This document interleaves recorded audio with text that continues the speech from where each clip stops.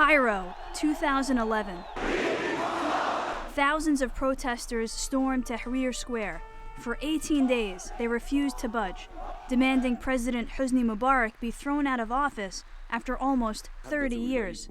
They won, giving rise to what became known as the Arab Spring. 5 years later, it's a much different scene.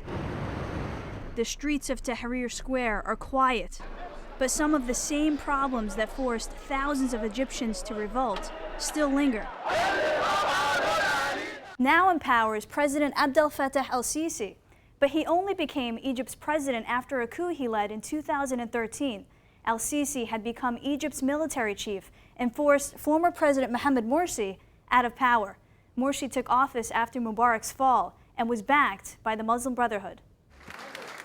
Before the Arab Spring, he was a leader in the Muslim Brotherhood, but he wasn't a particularly notable leader. So he finds himself in this unlikely situation and becomes a kind of accidental president. Ultimately, the Egyptian military wasn't willing to coexist with the Muslim Brotherhood. To mark the 5th anniversary of the Arab Spring, el-Sisi addressed the nation. Egypt today is not the Egypt of yesterday. We are building together a modern, developed, and civilian state that upholds the values of democracy and freedom. But human rights activists say, lurking under the surface of support for el-Sisi, the Egypt of yesterday that still haunts the country. Amnesty International says el-Sisi's time in office has been marked with a crackdown on dissent. And on the anniversary of the Arab Spring, there were reports of Egyptian security forces arresting people and raiding thousands of homes.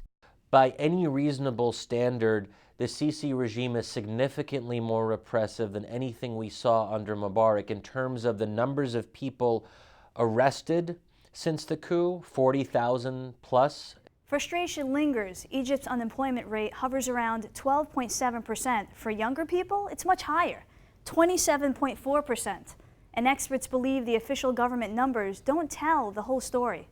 The high number of people without jobs is what partly spurred the protests, and it remains a problem, not just for Egypt, but for different parts of the Middle East and North Africa. In Tunisia, the birthplace of the Arab Spring, the unemployment rate remains stubbornly high at 15%.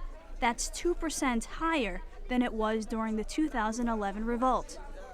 Even though protesters are not out on the streets in 2016, they face some of the same conditions they did 5 years ago. And the question remains, are the Egyptian people better off now than when they first took to the streets? Rima Abdelkader, Al Jazeera.